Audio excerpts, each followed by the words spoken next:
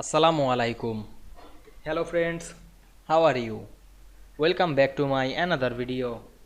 In this video, I am going to show you how to move image with text in Microsoft Publisher. Let's get started. At first, we have to open a Publisher document. Now we want to move image with text. Go to the Insert menu. Then click the Pictures option. Then choose picture from our file. Now I select a picture, then click Insert. Then resize the picture, some small. Then go back again the Insert menu and draw a text box. Then write anything on this text box.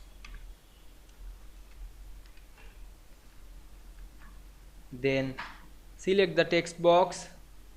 Then press Shift on our keyboard and select the picture. Then move this picture and text box or text anywhere very easily. Now we can see we move image with text very easily.